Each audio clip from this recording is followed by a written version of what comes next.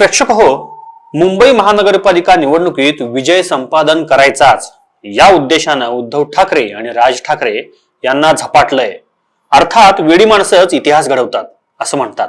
शिवसेनेपासून राज ठाकरे वेगळे झाल्यानंतर तब्बल 2 दशकांनी स्वतःचं अस्तित्व टिकवण्यासाठी या बंधूंना एकत्र आल्याशिवाय पर्याय नसल्याचं मुंबईकरांना पक्क माहिती आहे. बाळासाहेबांच्या शिवसेनेला फुटीचं ग्रहण लागू नये असंच मागील 20 वर्षांपासून महाराष्ट्रवासियांना वाटत होतं.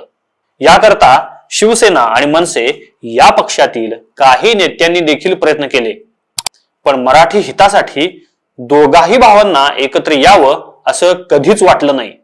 उलट मनसेचे नगरसेवक पळवण्यात उबाठानं धन्यताच मानली. मागील 20 वर्षात सेना आणि मनसे दोघांनीही निवडणुका आणि आंदोलनाच्या माध्यमातून आपापली ताकद आजमावून पाहिली आहे. उद्धव यांनी भाजपा महाविकास आघाडी व्हाया मुख्यमंत्री असा प्रवास केलाय, तर मनसेनं कधी भाजपाला बिनशर्त पाठिंबा तर कधी टोकाचा विरोध व्हाया उद्धव यांच्यावर केलेली सडकून टीका अशी वाटचाल केली आहे. आपल्यापैकी कुणीही दंडाच्या बेंडुकळ्या कितीही फुगवल्या तरी आपल्याला सत्ता हस्तगत करायची असेल तर युतीशिवाय पर्याय नाही हे दोघांनाही कळून चुकलंय. महाराष्ट्राच्या राजकीय पटलावर कोणताच प्रमुख पक्ष हात मिळवणी करण्याकरता राहिलेला नसल्यानं उद्धव यांनी राज यांना टाळीसाठी हात पुढे केलाय. तर राज यांनी देखील पक्षाच्या हाती सध्या भलं मोठं शून्य आलं असल्यानं शिवसेनेबरोबर युती करून मनपाचा डाव खेळून पाहूया या हेतूनच टाळी दिली आहे. गाजराची पुंगी वाजली तर वाजली नाहीतर मोडून खाल्ली अशीच मनसेची धोरणं असल्याचं दिसतंय. मराठी माणसांना भावनिक साथ घालून आपल्या पदरात मतदार मतांचं दान टाकणार का याचीच दोन्ही पक्षांना प्रतीक्षा आहे. आता सेना मनसेची टाळी वाजणार की नाही हे दिनांक 16 जानेवारीला समजेल. नमस्कार, मी राहुल कुलकर्णी, तुम्ही पाहताय सत्यवेद.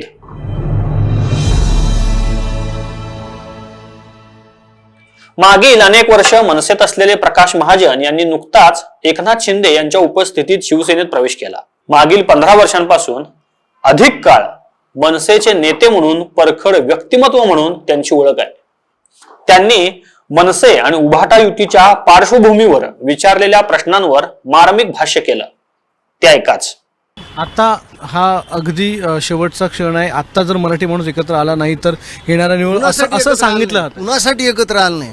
जो यांच्यासाठी एकत्र आला तर तो मराठी माणूस जिवंत आहे आणि दुसऱ्यासाठी एकत्र आला तो मराठी माणूस नाही आहे. काय असं कसं होतंय? या व्हिडिओत त्यांनी बोलताना अंधारात एकमेकाला सोबत करण्यासाठी 2 भाऊ एकत्र आल्याचंही सांगितलंय.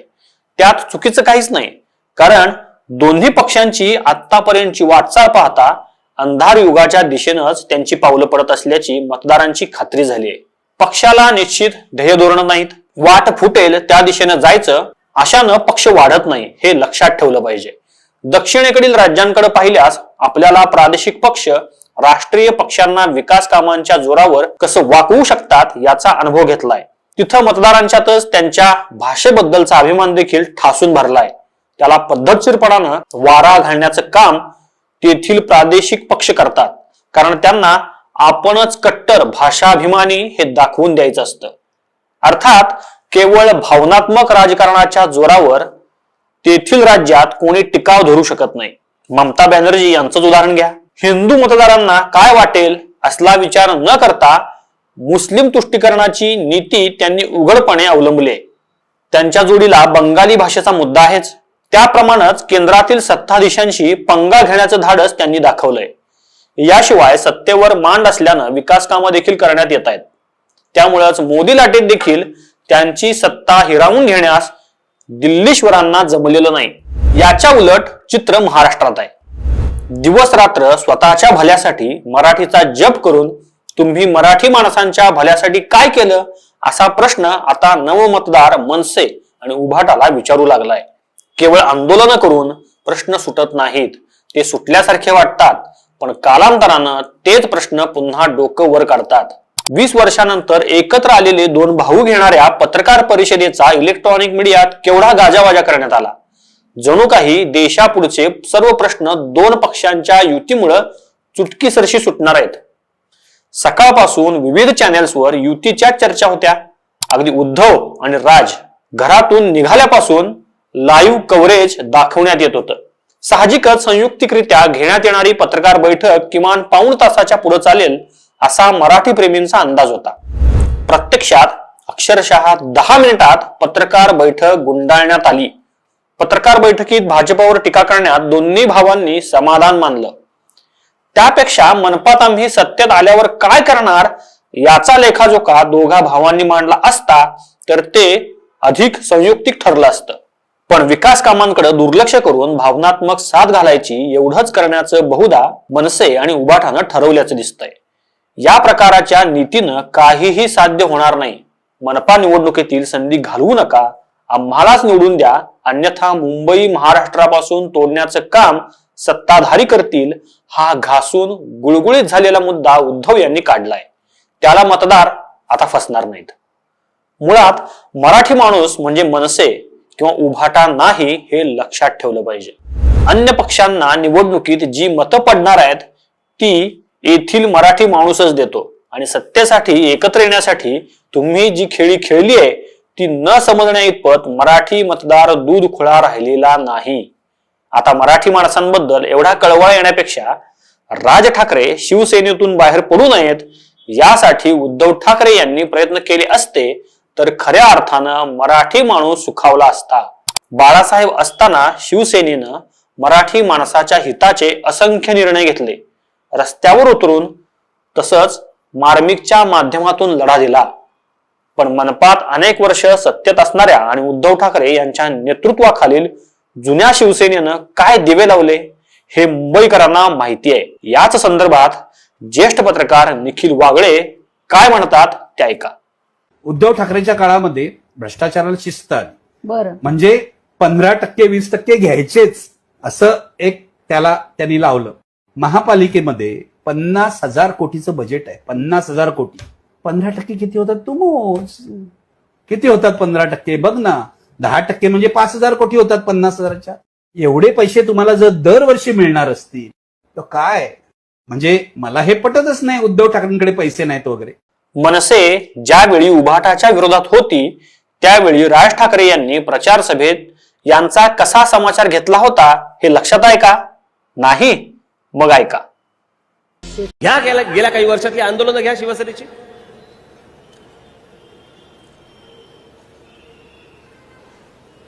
हे मध्यंतरी हे सगळं उद्योगपतींचं सगळं अख्खं प्रकरण झालं. त्याच्यामध्ये त्या नीरा राडिया काय बोलल्या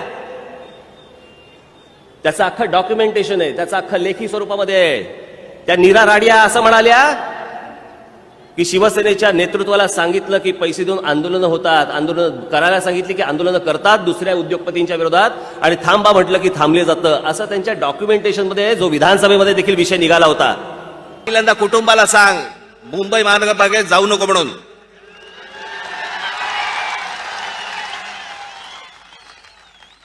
सगळे मुंबई महानगरपालिकेचे पैशाचे व्यवहार बघायचे या लोकांनी. निवडणुकीच्या तोंडावरती माननीय बाळासाहेबांचा फोटो दाखवायचा आणि ह्यांचे कारभार काय, हजारो कोटी रुपये लुटतायत तुमचे. हा इथे महापौर बंगला आहे. जर बाळासाहेबांचं स्मारक बांधायचं असेल तर मोठं बांधा. तुम्हाला बंगला आवडला म्हणून बाळासाहेबांच्या नावावरती घेऊ नका. त्यांचं सगळ्यांचं वास्तव्य आजही हे सगळे तिकडेच असतात. संध्याकाळी कोणाच्या गाड्या लागलेल्या असतात एकदा बघा, सगळ्या परदेशी गाड्या लागलेल्या असतात. सगळे व्यवहार तिकडे, नाव बाळासाहेबांचं. मुंबई बिल्डरांच्या घशात घालताना, बीएसटीचे प्लॉट ज्या वेळेला बिल्डरांच्या घशात घालताना मुंबईमध्ये प्लॉट नाही सापडला बाळासाहेबांचं स्मारक करायला.